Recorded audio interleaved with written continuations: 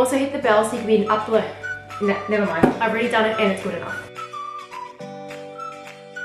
Hi guys, welcome back to my channel. Today's video is a Christian Dior handbag unboxing. It is a pre-loved handbag that I purchased off eBay for a very good deal, but we'll get into that very soon. If you aren't already subscribed to my channel, I would appreciate if you would hit that subscribe button below and also hit the bell so you can be notified when I upload new videos. Okay, so inside here we have a pre-loved Christian Dior handbag. I haven't unboxed it yet, I've only just opened the top off.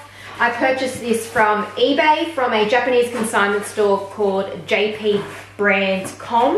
I already know that this bag is obviously pre-loved. I know that it also doesn't come with the strap. And by the looks of it, it doesn't come with a dust bag either. And inside, I mean, I think you probably would have already known that it was going to be a Lady Dior handbag. On eBay, there is a mass of pre-loved Lady Dior handbags that you can buy from Japan for a really good price. So this bag was $650 Australian. That's inclusive of all tax. I actually used a 5% off coupon code, so it means that the GST that I got charged, rather than being 10%, worked out to be only 5%. And this should be the medium size. Yep, definitely looks like the medium. And there is no dust bag in here, unfortunately, but oh well, no big deal. Really, by not having a dust bag, it just means that if you go to resell the bag, someone might not be all too happy that it doesn't come with a dust bag. Some people like to store their handbags in dust bags, but for me, I'm not too fussed. All right. So, let's have a look at this guy. I know that it's pre-loved. I know it has some scuffs and scratches. I'm hoping that with some conditioner, I use the Cadillac Boot and Shoe conditioner, which is actually cleaner and conditioner. I'm hoping that that will really spruce up the leather and give it back some shine because it is looking a little bit dull. I can see that it does have, like, it's not exactly, like there's scratching on the handles. Let's bring it up close so you can see. And it's a bit disappointing that they haven't actually stuffed the bag to at least give it some shape. Because, like, you've got tissue paper in this box. I find that lately, whenever I bought a bag from Japan, they put lots of tissue paper in the box, but they haven't thought to put any in the bag. Like, put some in the bag. It's going to get squashed. All right, bringing it up close so you can see the handles. So the handles do have some scratches on them. Camera focusing. It's not that big of a deal. Like, it's not very badly scratched. I find that with lighter colors, scratches don't show up all too badly compared to black. So that isn't too bothersome to me. Put some tissue paper in just for now because it's kind of annoying me. I might put tissue paper in. I might just put this bubble up in. Just so I can show you the bag and how it looks. Because like I said, I paid $650 Australian, but I may have overpaid for it if the condition is far worse than I thought it would be. But by the looks of it, it does look okay. I can see a mark on the back, but we'll get to that. So there's definitely scratching on the hardware. Again, I should be able to hopefully spruce that up with some metal polish. I use a blue colored metal polish, which does a really great job. It also adds like a silicone layer to the metal to help protect it. So I've just zoomed in so you can see more details in the bag. So there's quite a bit of color wear on the edging. The corners actually aren't too bad. Like, the corners are actually seem fine. It's more to do with the edging that I can see that there's definitely like a color loss. This edging is much better. It doesn't look like there's much wear to it. There seems to be some kind of mark on the corner here, whatever that is. Hopefully that cleans off. This side, is that the same side I showed? I don't know, I can't remember. But yeah, there's bit of color wear here. So by the looks of it, there's only two edges that seem to have a bit of the color worn off. So that edge here, and then the opposite side, just on the other side of it, that edge as well. So it's all just on this side of the bag here. The back of the bag, or not the back, sorry, the underside of the bag looks good. And then the tops of the bag seem pretty fine. Aside from obviously the handles, they look pretty okay. There is a mark on the back of the bag, like a, don't know, looks like it doesn't look like a texture, but it just looks like some kind of black mark just here. But it's fairly faint. It probably won't come off with the cleaner conditioner. I do have another Cadillac product that's a deeper clean, and you can use that to remove stains. There's also another stain over here that I can see. And I'll try that product on this bag and see if it works, but you do then have to follow with the conditioner. So I'll probably go in first and do that. I can see there's quite a bit of color loss on the front of the bag.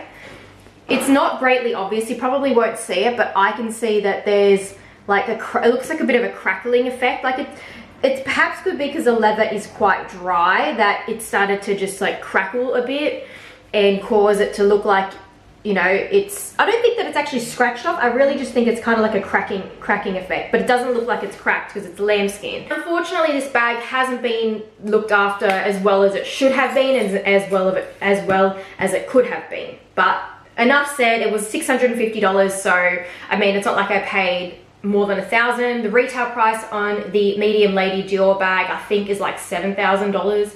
Maybe less, actually. Maybe it's between 5 and 7. Please put down below if you're from Australia and you know how much the medium lady Dior handbag is. I know that when I bought the mini lady Dior was, I think it was it 3,800 or 4,200? I think it might have been 4,250 when I bought the mini, and that was, I think, 2018, the beginning of 2018, or I got it for Christmas at 2018 or something like that. I'm going to zoom back out so you don't see my big head. Okay, so I'll just zoom back out a bit. So we've had a look at the close-up details of the bag. We know that it has some color loss. It does have scratching to the gold metal pretty much everywhere. Now the zipper functionality, let's see how this goes. The inside of the bag is fine as well. I couldn't see anything in it. The inside is pretty well kept. It has like kind of a vintage smell, but nothing bad, like not a bad odor or anything. And the zipper works good. This is quite softened up. It's quite old. It doesn't have any kind of, it's not too stiff, so it shouldn't be too difficult to get in and out of the bag. Like, yeah, it doesn't feel really stiff. Like, and I believe that's a given when it comes to any kind of vintage lady Dior bag. You will notice that you won't be worried all too much that it has the zipper, because the structure is not the same as what it is when it's new. And I can feel that it has structure loss. Like, again, I've taken out that padding and that part's concaved in. So I think this can be rectified with some good stuffing to the bag and just letting the bag sit for a good week. Obviously after cleaning and conditioning, because if you are going to let it sit, you should do all that first, so it's in the most prime position to actually retain shape and improve overall. So I will do all that after this video, maybe tomorrow. I'll see how I go for time. Overall, I'm happy with the purchase for $650. It's okay. I'm not disappointed. I do not regret it, because I knew that I was going into it buying a bag that was going to need a lot of TLC. The other thing I wanted to say is that I bought this bag knowing it doesn't have the strap, because I'm going to try and attach my straps that I had kept from the saddlebag to see how it looks. So I'm going to grab those and we will attach them to this bag. Okay, so I've got my 2 straps inside this one single dust bag, and I have the oblique strap, which is pretty much one of the first straps that they came out with the saddlebag, the oblique one, and also this bohemian style strap as well, which is another one of the first straps that they came out with when they released the saddlebag. I just attached the strap, and I've just put it on at the front here and at the back. I think that's how you do it. Yeah, I think that you're supposed to put the clips at the front so that way the handles stay up. I believe that's how I have seen it. I will take some pictures of me trying on the bag like this. I do feel as though it goes with it. Obviously you can see that this is an old bag with a more modern kind of detailing, but that I like. I like that it's a vintage bag that's got a modern touch to it. I feel that it gives it a different kind of look. It changes the vibe of the bag, because the Lady Dior is quite a classic, it's like a lady bag. It's Princess Diana's, like, it was named after Princess Diana. It was Princess Diana's favorite bag. So by adding such a modern, youthful touch, it just changes the overall aesthetic of the bag. So let me know what you think of it with the oblique strap. So this actually seems to look more in tone with the bag, like the tones are very similar, whereas the bohemian strap is more like a contrasting look, because blue and brown, well, it's like orangey color. They're actually opposite each other on the color wheel, which means that you're going to get a really nice contrast effect. If they are opposite each other on the color wheel, they complement each other in a contrasting way, whereas these tones are near each other on the color wheel. So I do like it with the Bohemian strap as well. I like both of them. I'm actually really glad that I ended up with this brown bag. I was going to go for a black one, but the black ones sell for more. I've seen that the black ones, even with a strap, are at least $1,000 Australian in a very similar condition to this. Even some of them will be $1,000 Australian, and the condition will be worse where the corners are actually peeling, like the leather is physically peeling off, or a whole chunk of the corner has had the leather ripped off and it's bare sort of underneath.